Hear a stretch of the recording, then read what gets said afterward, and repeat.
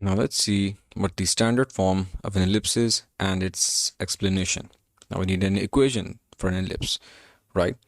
The standard equation of an ellipse is this, right? Now x and y are just, as in the case of circles, parabolas, they're just placeholders for any points on the ellipse. But what are A and B? Well, let me just first draw an ellipse for you.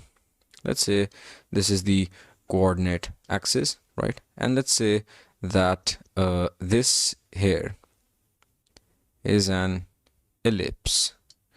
Let's say it's centered at the origin O, right? So 0, 0. It's centered at this point.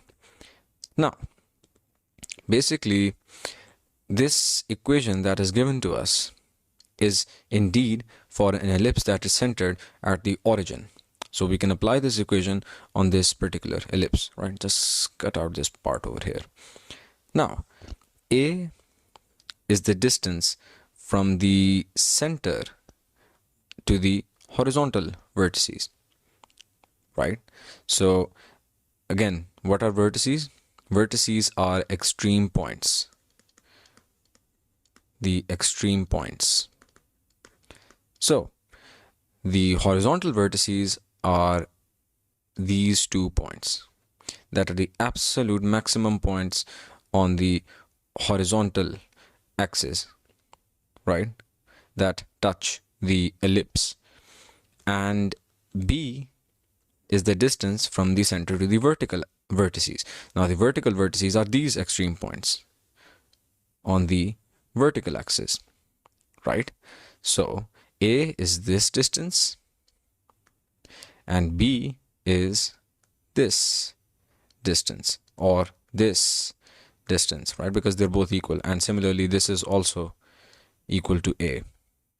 Now, if A is greater than B, then the ellipse is stretched horizontally, as in this case. You can see that indeed this distance A is greater than this distance B. So it is stretched horizontally.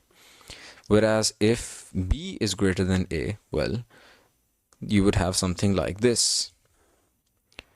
This would be your ellipse. Don't mind my drawing, but it's basically an oval, right? So you can see that B is the distance from the center to the vertical vertices. So these are the vertical vertices over here. And as you can see, this length is greater than this length, which is A. So this is stretched vertically instead of horizontally. So I hope that clears up how you can use this equation to define what how the shape of the ellipse will be, right? You just look at these 2 terms over here and you can see if the ellipse is stretched horizontally or if the ellipse is stretched vertically, and you can also determine the distance that the elongation is from the center of the ellipse, which is the origin.